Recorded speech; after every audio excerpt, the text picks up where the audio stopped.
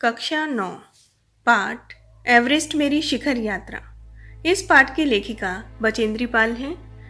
उनका जीवन परिचय जान लेते हैं। बचेंद्री पाल का जन्म 24 मई 1954 में उत्तरांचल के चमोली जिले में बम्पा गांव में हुआ था। बचेंद्री की मां का नाम हंसा देवी और पिता का नाम किशन सिंह पाल था। ये बहुत ही गरीब परिवार से थी। यहाँ तक कि पढ़ाई के लिए फीस भरने तक के पैसे नहीं होते थे। लेकिन बचेंद्री पाल पढ़ना लिखना चाहती थी, इसलिए कक्षा 8वीं में पहुंची तो सिलाई कढ़ाई करके स्कूल फीस का खर्च वो निकालने लगी और पढ़ाई करना जारी रखा। बचेंद्री पाल को पहाड़ों पर चढ़ने का चाव बचपन से ही था, पर बड़ा भाई बचेंद्री को पहाड़ पर चढ़ने से हमेशा रोकता था और वहीं छोटे भाई को पहाड़ पर चढ़ने के लिए प्रोत्साहित करता था। यह बात बचेंद्री को अच्छी नहीं लगती थी, क्योंकि उसे लगता था कि वह लड़की है, इसलिए उसके साथ भेदभाव किया जा रहा है। लेकिन उसकी पहाड़ पर चढ़ने की इच्छा बचपन से ही पूरी होती रही, क्योंकि उनका परिवार साल के कुछ महीने एक ऊंचाई वाले गांव में बिताता था और कुछ महीने पहाड़ से नीचे तराई में, यानी नीचे बसे गांव में।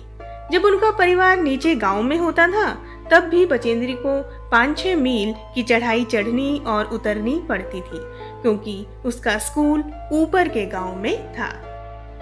बचेंद्री की पढ़ाई पूरी होते ही उसे एक सुअवसर मिला। उन दिनों इंडियन माउंटेन फाउंडेशन ने एवरेस्ट अभियान पर जाने के लिए महिलाओं की खोज शुरू की, क्योंकि पुरुष तो एवरेस्ट तक पहुंच चुके थे, लेकिन किसी महिला ने अभी तक ऐसा रिकॉर्ड नहीं बनाया था। बचेंद्री इस अभियान दल से मिली और इसमें शामिल हो गई। एवरेस्ट पर पहुंचने वाली पहली भारतीय महिला बनी और अपने देश, अपने गांव व परिवार का नाम रोशन किया और सभी महिलाओं के लिए प्रेरणा स्रोत बनी और साबित करके दिखाया कि यदि दृढ़ निश्चय और सही दिशा मिले तो महिलाएं भी बुलंदियां छू सकती हैं। तो आइए अब बढ़ते हैं पाठ पठन की ओर। एवरेस्ट अभियान दल 7 मार्च को दिल्ली से काठमांडू के लिए हवाई जहाज से चल दिया। एक मजबूत अग्रिम दल बहुत पहले ही चला गया था, जिससे कि वह हमारे बेस कैंप पहुंचने से पहले दुर्गम हिमपात के रास्ते को साफ कर सके। यानी यह दल हवाई जहाज से चल दिया और एक अग्रिम दल यानी वह दल जो अनुभवी होता है और नए दल को आगे आगे चलकर मदद करता है, पहले ही जा चुका था, जिससे बेस कैंप बनाया जा सके और रास्ता साफ किया जा सके। नमचे बाजार शेरपा लैंड का एक सर्वाधिक महत्वपूर्ण नगरीय क्षेत्र है। अधिकांश शेरपा इसी स्थान तथा यहीं के आसपास के गांव के होते हैं। यह नमचे बाजार ही था जहां से मैंने सर्वप्रथम एवरेस्ट को निहारा, जो नेपालियों में सागर माथा के नाम से प्रसिद्ध है। मुझे यह नाम अच्छा लगा। यानी जब भी कोई एवरेस्ट की चढ़ाई शुरू करता है तो उन्हें नमचे बाजार से होकर गुजरना पड़ता है और शेरपा कुली इस अभियान में उनकी मदद करते हैं। नमचे बाजार से एवरेस्ट को पहली बार देखा था बचेंद्री पाल ने और वहाँ के लोग इसे सागर माथा के नाम से पुकारते हैं। आगे बचेंद्री पाल कहती हैं, एवरेस्ट की तरफ गौर से देखते हुए मैंने एक भारी बर्फ का बड़ा फूल प्लूम देखा, जो पर्वत शिखर पर लहराता एक ध्वज सा लग रहा था। मुझे बताया गया कि यह दृश्य शिखर की ऊपरी सतह के आसपास 150 किलोमीटर अथवा इससे भी अधिक की गति से हवा चलने के कारण बनता था, क्योंकि तेज हवा से सूखा बर्फ पर्वत पर उड़ता रहता था। बर्फ का यह ध्वज 10 किलोमीटर या इससे भी लंबा हो सकता था। शिखर पर जाने वाले प्रत्येक व्यक्ति को दक्षिण पूर्वी पहाड़ी पर इन तूफानों को झेलना पड़ता था, विशेषकर खराब मौसम में। यह मुझे डराने के लिए काफी था। फिर भी मैं एवरेस्ट के प्रति विचित्र रूप से आकर्षित थी और इसकी कठिनतम चुनौतियों का सामना करना चाहती थी। प्लूम बर्फ का एक फूल। प्लूम दूर से लहराते ध्वज या झंडे के समान लग रहा था। उसे बताया गया कि यह ध्वज जैसा दिखने वाला प्लूम 150 किलोमीटर या इससे भी अधिक तेज गति से जब हवा चलती है तो सूखी बर्फ पर्वत पर उड़ती है, जिससे यह प्लूम बनता है। और यह बर्फ का ध्वज 10 किलोमीटर लंबा या इससे भी अधिक हो सकता है। उसे यह भी बताया गया कि जो शिखर के लिए चढ़ाई करते हैं उन्हें दक्षिण पूर्व यानी साउथ ईस्ट में खराब मौसम और तूफानों का सामना करना पड़ता है। बचेंद्री पाल यह सुनकर थोड़ा घबरा गई, पर उसकी एवरेस्ट पर चढ़ने की इच्छा इतनी तीव्र थी कि इससे डर से भी उसे डर नहीं लगा। आगे पढ़ते हैं। जब हम 26 मार्च को पेरिच पहुंचे, हमें हिमस्खलन के कारण हुई एक शेरपा कुली की मृत्यु का दुखद समाचार मिला। खुम्बू हिमपात पर जाने वाले अभियान दल के रास्ते के बाईं तरफ सीधी पहाड़ी के धसकने से लाहौत्से की ओर से एक बहुत बड़ी बर्फ की चट्टान नीचे खिसक आई थी। 16 शेरपा कुलियों के दल में से एक की मृत्यु हो गई और 4 घायल हो गए थे। यानी जब अभियान दल पेरिच पहुंचा तो उन्हें दुखद समाचार मिलना शुरू हो गया। एक शेरपा कुली की मृत्यु हो गई क्योंकि लाहौत्से की तरफ से पहाड़ चट्टानें धसक गई और नीचे खिसक आई थी। 4 लोग घायल भी हुए थे। आगे देखिए। इस समाचार के कारण अभियान दल के सदस्यों के चेहरों पर छाए अवसाद को देखकर हमारे नेता कर्नल खुल्लर ने स्पष्ट किया कि एवरेस्ट जैसे महान अभियान में खतरों को और कभी कभी तो मृत्यु भी आदमी को सहज भाव से स्वीकार करनी चाहिए। ये दुखद समाचार सुनने के बाद सबका मनोबल टूट गया। तब कर्नल खुल्लर, जो कि अभियान दल के नेता हैं, उन्होंने हौसला बढ़ाते हुए कहा कि एवरेस्ट कोई मामूली अभियान नहीं है और ऐसे महान अभियानों में खतरे आते रहते हैं और कभी कभी मौत को भी सहज भाव से गले लगाना पड़ता है। आगे पढ़ते हैं। उपनेता प्रेमचंद, जो अग्रिम दल का नेतृत्व कर रहे थे, 26 मार्च को पेरिच लौट आए। उन्होंने हमारी पहली बड़ी बाधा खुम्बू हिमपात की स्थिति से हमें अवगत कराया। उन्होंने कहा कि उनके दल ने कैंप 1 6000 मीटर जो हिमपात के ठीक ऊपर है वहां तक का रास्ता साफ कर दिया है। उन्होंने यह भी बताया कि पुल बनाकर, रस्सियां बांधकर तथा झंडियों से रास्ता चिन्हित कर सभी बड़ी कठिनाइयों का जायजा ले लिया गया है। उन्होंने इस पर भी ध्यान दिलाया कि ग्लेशियर बर्फ की नदी है और बर्फ का गिरना अभी जारी है। हिमपात में अनियमित और अनिश्चित बदलाव के कारण अभी तक के लिए किए गए सभी काम व्यर्थ हो सकते हैं और हमें रास्ता खोलने का काम दोबारा करना पड़ सकता है। उपनेता प्रेमचंद, जो कि अग्रिम दल के नेता हैं, यानी जो दल अभियान के आगे चलता है, प्रेमचंद उस दल के नेता थे। इनका मुख्य कार्य रास्ता साफ करना, निशान लगाना व कैंप लगाना होता है। प्रेमचंद ने पेरिच लौटकर किए गए कामों के बारे में बताया। कैंप 1 6000 मीटर ऊंचाई पर लगा दिया गया था। प्रेमचंद ने यह भी सूचना दी कि मौसम खराब होने के कारण हो सकता है किया हुआ काम बर्बाद हो जाए और रास्ता दोबारा से साफ करना पड़े। आगे पढ़ते हैं। बेस कैंप में पहुंचने से पहले हमें एक और मृत्यु की खबर मिली। जलवायु अनुकूल न होने के कारण एक रसोई सहायक की मृत्यु हो गई थी। निश्चित रूप से हम आशाजनक स्थिति में नहीं चल रहे थे। एवरेस्ट शिखर को मैंने पहले 2 बार देखा था, लेकिन एक दूरी से।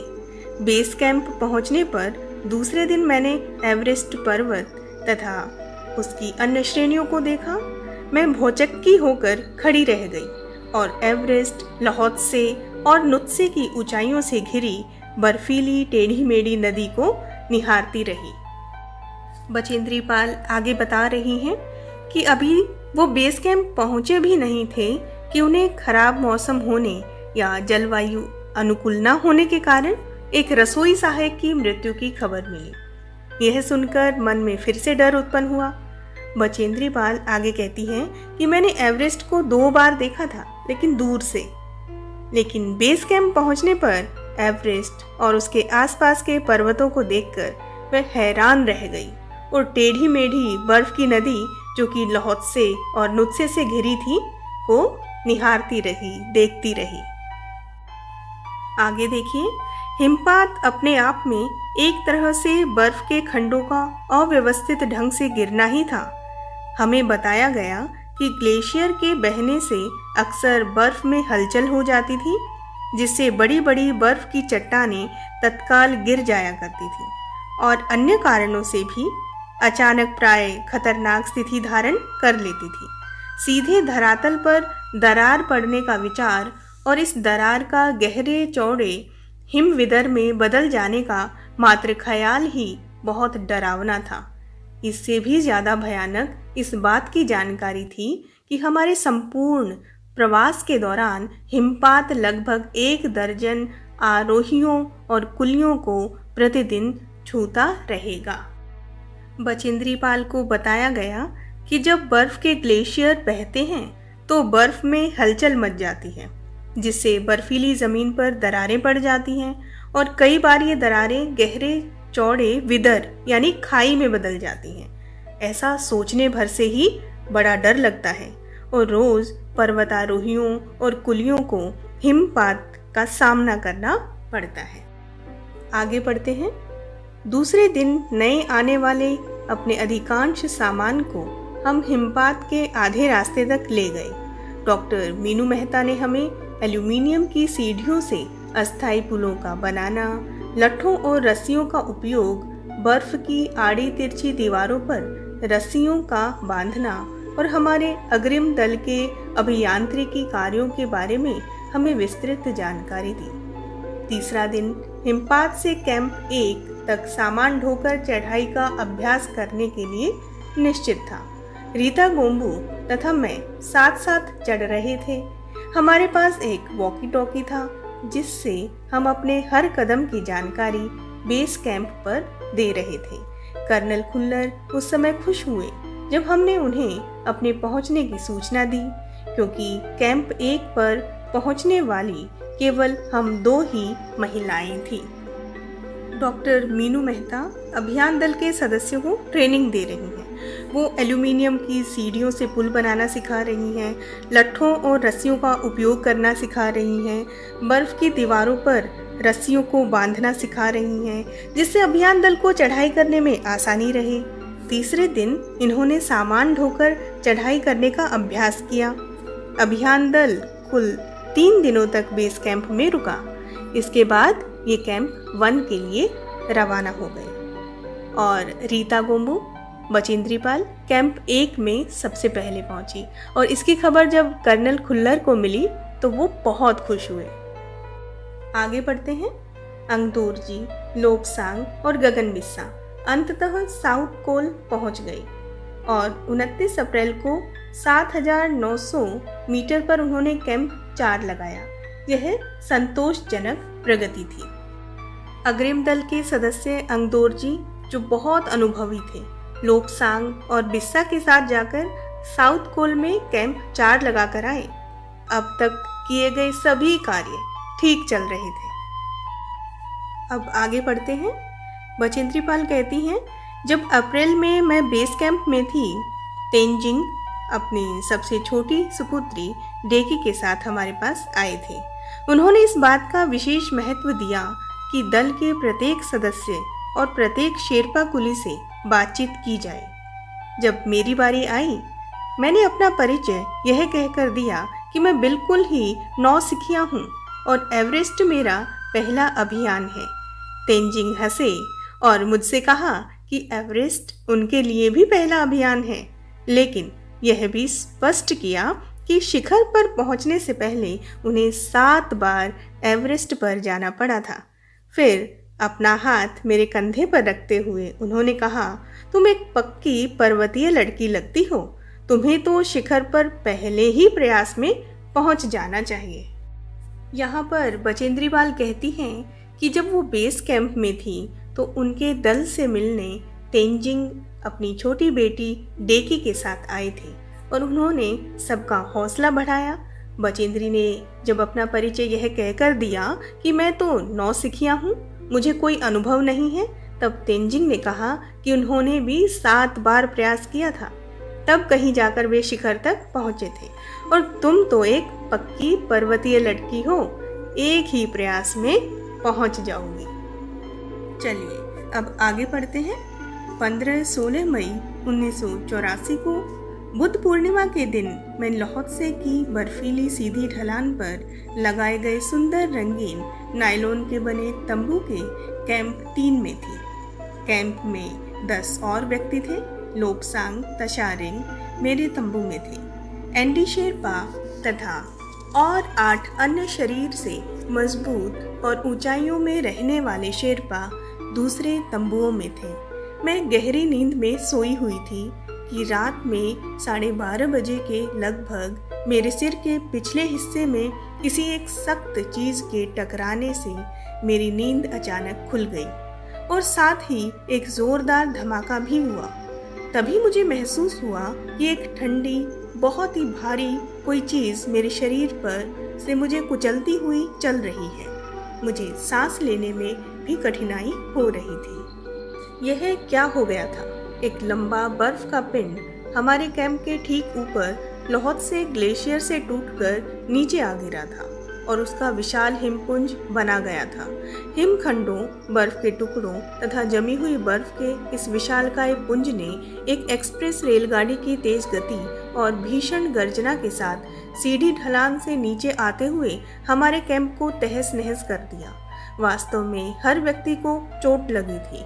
यह एक आश्चर्य था कि किसी की मृत्यु नहीं हुई थी। लोब्सांग अपनी स्विस छुरी की मदद से हमारे तंबू का रास्ता साफ करने में सफल हो गए थे और तुरंत ही अत्यंत तेजी से मुझे बचाने की कोशिश में लग गए।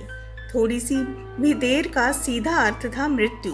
बड़े बड़े हिमपिंडों को मुश्किल से हटाते हुए उन्होंने मेरे चारों तरफ से कड़े जमे बर्फ की खुदाई की और मुझे उस बर्फ की कब्र से निकाल बाहर खींच लाने में सफल हो गए। बचेंद्री पाल कहती हैं कि बुद्ध पूर्णिमा के दिन वे कैंप 3 में थी। कैंप में 10 और लोग थे। लोब्सांग, तशारिंग और बचेंद्री एक तंबू में थे और एंडी शेरपा तथा 8 शक्तिशाली शेरपा दूसरे तंबुओं में थे। तभी रात को एक हादसा हुआ। 12:30 बजे के करीब बर्फ का एक लंबा पिंड या टुकड़ा कैंप 3 पर आकर गिरा और इसकी गति एक्सप्रेस ट्रेन से भी अधिक तेज थी। कैंप बिल्कुल तहस नहस हो गया। सबको चोट लगी। बचेंद्री पाल के सिर के पिछले हिस्से में चोट आई। वह बर्फ में दब चुकी थी। लोब्सांग ने छुरी की मदद से तंबू का रास्ता साफ किया और उसे बर्फ की कब्र से बाहर निकाला। हैरानी की बात यह थी कि इस हादसे में किसी की मृत्यु नहीं हुई। अब आगे बढ़ते हैं। सुबह तक सारे सुरक्षा दल आ गए थे और 16 मई को प्रातः 8 बजे तक हम प्राय सभी कैंप 2 पर पहुंच गए थे। जिस शेरपा की टांग की हड्डी टूट गई थी उसे एक खुद के बनाए स्ट्रेचर पर लिटाकर नीचे लाए। हमारे नेता कर्नल खुल्लर के शब्दों में यह इतनी ऊंचाई पर सुरक्षा कार्य का एक जबरदस्त साहसिक कार्य था। सभी 9 पुरुष सदस्यों को चोटों अथवा टूटी हड्डियों आदि के कारण बेस कैंप में भेजना पड़ा। तभी कर्नल खुल्लर मेरी तरफ मुड़कर कहने लगे, क्या तुम भयभीत थी? जी हाँ। क्या तुम वापस जाना चाहोगी? नहीं, मैंने बिना किसी हिचकिचाहट के उत्तर दिया। देखिए, सुबह तक सब सुरक्षा दल दुर्घटना के स्थान पर यानी कैंप 3 पहुंच चुके थे और सभी घायलों को कैंप 2 में ले जाया गया। एक शेरपा की टांग टूट गई थी। उसे स्ट्रेचर पर लिटाकर नीचे कैंप 2 में लाया गया। कर्नल खुल्लर ने इस साहसिक सुरक्षा कार्य की प्रशंसा की और बचेंद्री से पूछा कि इस दुर्घटना से तुम भयभीत तो नहीं हुई? बचेंद्री ने कहा, हाँ, डर तो गई हूँ, लेकिन मैं वापस नहीं जाऊंगी। मुझे शिखर तक पहुंचना है। अब आगे बढ़ते हैं। जैसे ही मैं साउथ कोल कैंप पहुंची, मैंने अपने दिन की अपनी महत्वपूर्ण चढ़ाई की तैयारी शुरू कर दी। मैंने खाना, कुकिंग गैस तथा कुछ ऑक्सीजन सिलेंडर इकट्ठे किए। जब दोपहर 1:30 बजे बिस्सा आया, उसने मुझे चाय के लिए पानी गर्म करते देखा कि जय और मीनू अभी बहुत पीछे थे। मैं चिंतित थी क्योंकि मुझे अगले दिन उनके साथ ही चढ़ाई करनी थी। वे धीरे धीरे आ रहे थे क्योंकि वे भारी बोझ लेकर और बिना ऑक्सीजन के चल रहे थे।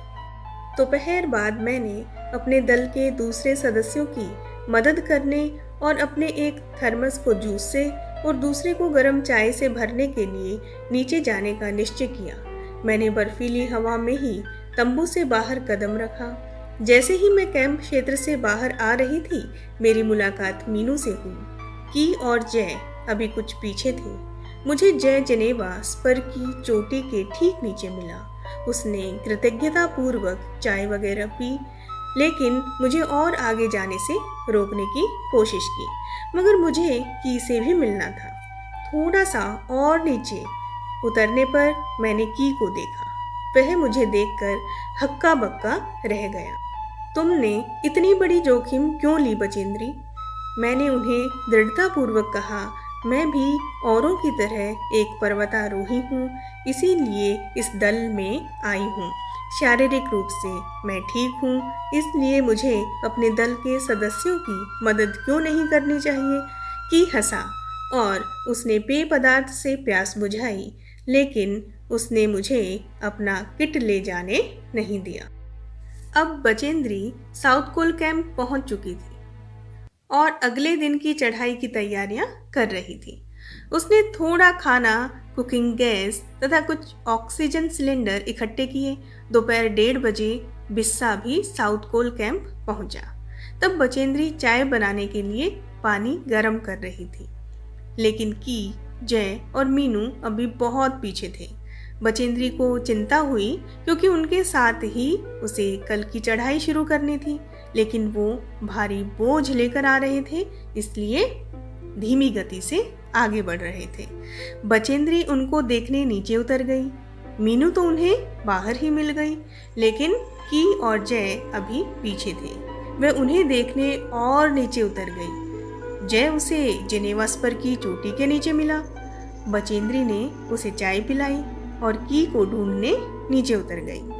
की बचेंद्री को वहां देखकर हैरान हो गया कि उसने इतना बड़ा खतरा क्यों उठाया, लेकिन बचेंद्री सामान उठाने में की मदद करना चाहती थी, पर की अपनी जिम्मेदारी को स्वयं निभाना चाहता था, इसलिए किट नहीं ले जाने दिया। अब आगे बढ़ते हैं।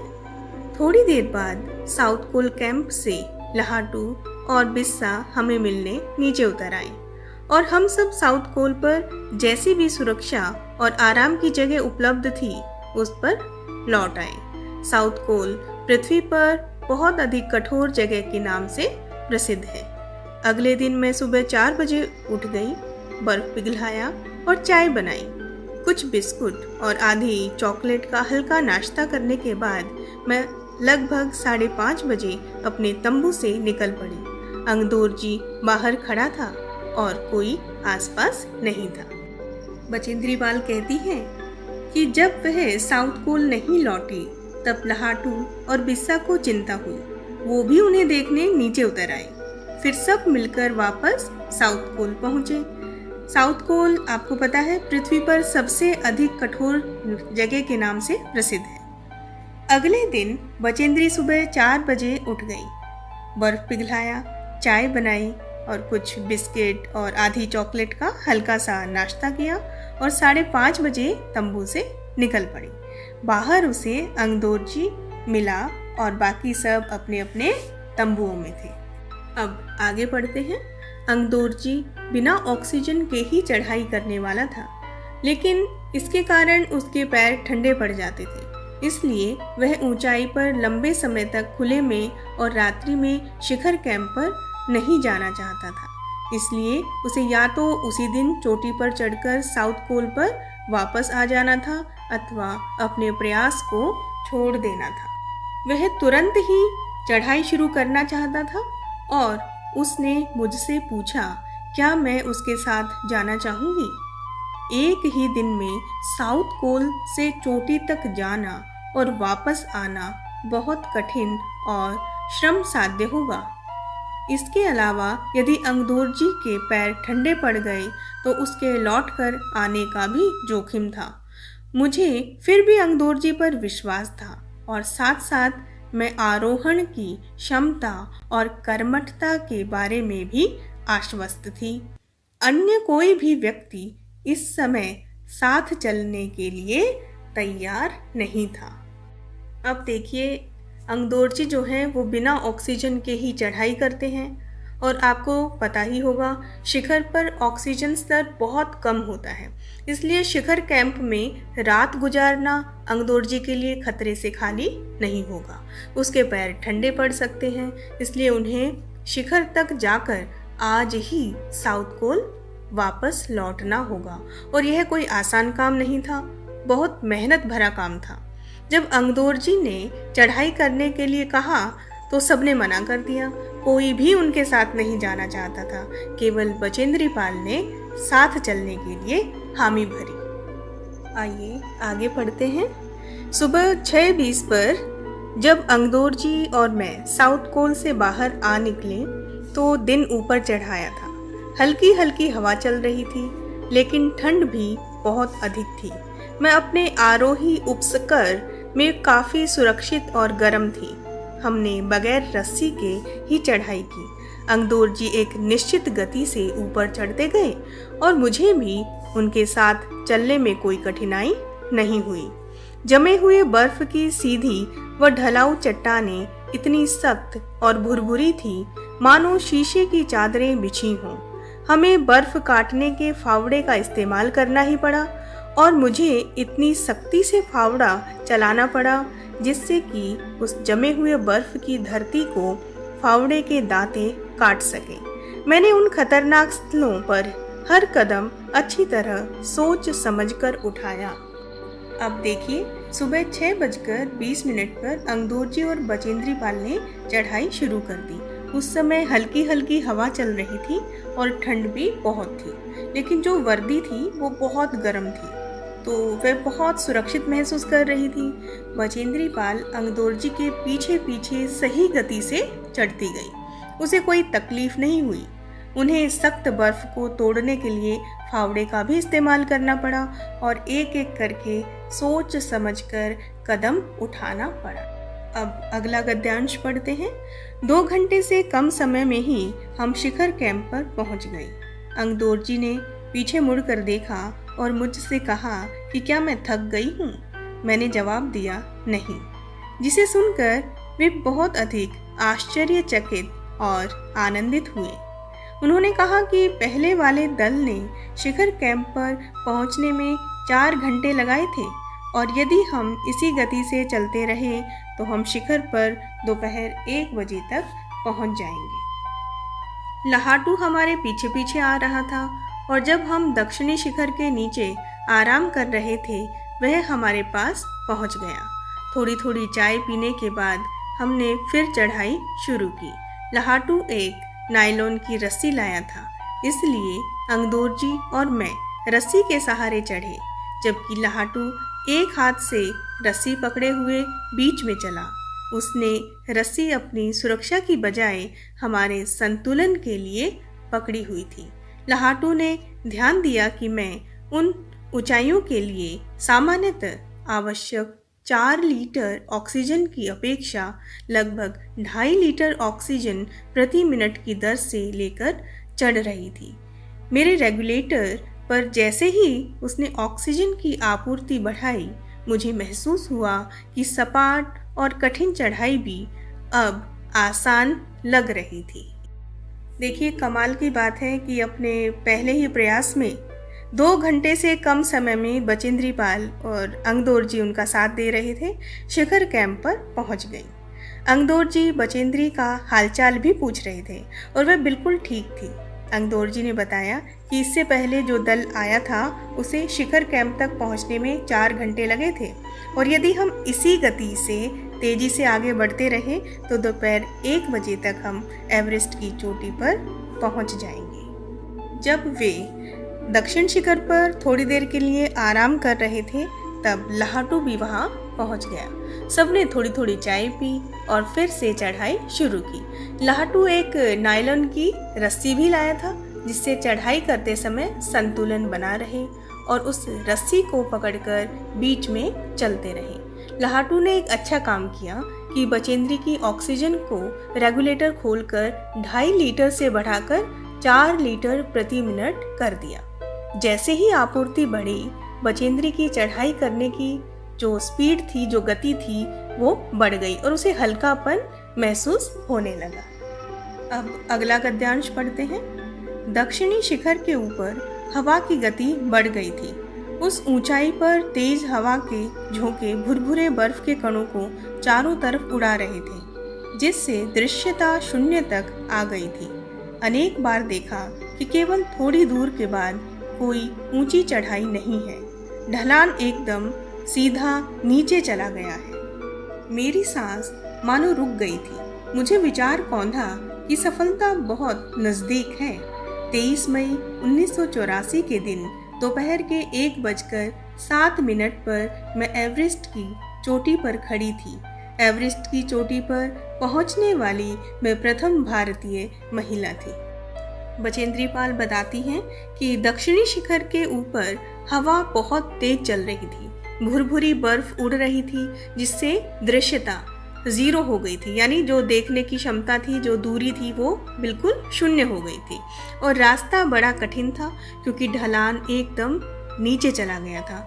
वह घबरा गई, लेकिन फिर से सकारात्मक सोच ने उसे संभाला कि सफलता अब दूर नहीं, बहुत नज़दीक है। और आखिरकार 23 मई 1984 के दिन दोपहर 1:07 पर बचेंद्री एवरेस्ट की चोटी पर थी। उसने इतिहास रच दिया और एवरेस्ट की चोटी पर पहुंचने वाली पहली महिला बनी और देश का नाम गौरवान्वित किया। अगला गद्यांश इस प्रकार है। एवरेस्ट शंकु की चोटी पर इतनी जगह नहीं थी कि 2 व्यक्ति साथ साथ खड़े हो सके। चारों तरफ हजारों मीटर लंबी सीधी ढलान को देखते हुए हमारे सामने प्रश्न सुरक्षा का था। हमने पहले बर्फ के फावड़े से बर्फ की खुदाई कर अपने आप को सुरक्षित रूप से स्थिर किया। इसके बाद मैं अपने घुटनों के बल बैठी। बर्फ पर अपने माथे को लगाकर मैंने सागर माथे के ताज का चुंबन लिया। बिना उठे ही मैंने अपने थैले से दुर्गा माँ का चित्र और हनुमान चालीसा निकाला। मैंने इनको अपने साथ लाए लाल कपड़े में लपेटा, छोटी सी पूजा अर्चना की और इनको बर्फ में दबा दिया। आनंद के इस क्षण में मुझे अपने माता पिता का ध्यान आया। गद्यांश की व्याख्या इस प्रकार है। एवरेस्ट की चोटी शंकु यानी कोन आकार की होती है। वहाँ पर इतनी जगह भी नहीं होती कि 2 लोग एक साथ खड़े हो सकें और कोन के चारों ओर सीधी ढलान होती है, इसलिए सुरक्षा का भी प्रश्न था। यानी उनको अपने आप को भी बचाना था और चोटी पर भी चढ़ना था। तो जगह को बढ़ाने के लिए पहले फावड़े से बर्फ की खुदाई की, फिर घुटनों के बल बैठकर सागर माथे के ताज को यानी चोटी को चूमा, फिर छोटी पूजा अर्चना की। पूजा करते समय उसने अपने माता पिता को भी याद किया। अंतिम गद्यांश इस प्रकार है। जैसे मैं उठी, मैंने अपने हाथ जोड़े और अपने रज्जू नेता अंगदोर जी के प्रति आदर भाव से झुकी। अंगदोर जी जिन्होंने मुझे प्रोत्साहित किया और मुझे लक्ष्य तक पहुंचाया, मैंने उन्हें बिना ऑक्सीजन के एवरेस्ट की दूसरी चढ़ाई चढ़ने पर बधाई दी। उन्होंने मुझे गले से लगाया और मेरे कानों में फुसफुसाया, दीदी तुमने अच्छी चढ़ाई की, मैं बहुत प्रसन्न हूँ। कुछ देर बाद सोनम पुलजर पहुँचे और उन्होंने फोटो लेने शुरू कर दिए। इस समय तक लाहाटू ने हमारे नेता को एवरेस्ट पर हम चारों के होने की सूचना दे दी थी। तब मेरे हाथ में वॉकी टॉकी दिया गया। कर्नल खुल्लर हमारी सफलता से बहुत प्रसन्न थे। मुझे बधाई देते हुए उन्होंने कहा, मैं तुम्हारी इस अनूठी उपलब्धि के लिए तुम्हारे माता पिता को बधाई देना चाहूँगा। वे बोले कि देश को तुम पर गर्व है और अब तुम ऐसे संसार में वापस जाओगी जो तुम्हारे अपने पीछे छोड़े हुए संसार से एकदम भिन्न होगा। देखिए, यह दृश्य कितना भावपूर्ण रहा होगा। बचेंद्री पाल अंगदौर जी के प्रति आदर भाव से झुकी और उन्हें धन्यवाद दिया, क्योंकि उनकी मदद के बिना वे यहाँ तक नहीं पहुँच पाती। साथ ही उन्हें बिना ऑक्सीजन के चढ़ाई करने के लिए भी बधाई दी। अंगदौर जी ने भी बचेंद्री को बधाई दी। कुछ देर बाद सोनम भी वहाँ पहुँच गई और फोटो लेने शुरू कर दिए। लाहाटू ने उन चारों के एवरेस्ट पर होने की खबर कर्नल खुल्लर को दी। अब 4 लोग कौन कौन हैं? अंगदौर जी, बचेंद्री पाल, लाहाटू और सोनम पुलजर। लाहाटू ने वॉकी टॉकी से बचेंद्री पाल की बात कर्नल खुल्लर से कराई। कर्नल खुल्लर बहुत खुश थे और उन्होंने कहा, यह खुशखबरी मैं तुम्हारे माता पिता तक जल्द ही पहुंचा दूंगा। साथ ही ये भी कहा कि देश को तुम पर गर्व है। अब जब तुम वापस जाओगी तो तुम्हें एक नया संसार मिलेगा, तुम्हारा मान सम्मान होगा, तुम्हारे पुराने संसार से यह बिल्कुल अलग होगा। अब तुम कोई साधारण लड़की नहीं, तुम देश का गर्व, देश की पहचान बन चुकी हो। तो देखा आपने बचेंद्री पाल के अथक परिश्रम, लगन, धैर्य का परिणाम, इतनी बड़ी सफलता कि इतिहास ही रच डाला। तो फिर मिलते हैं अगली वीडियो में। धन्यवाद।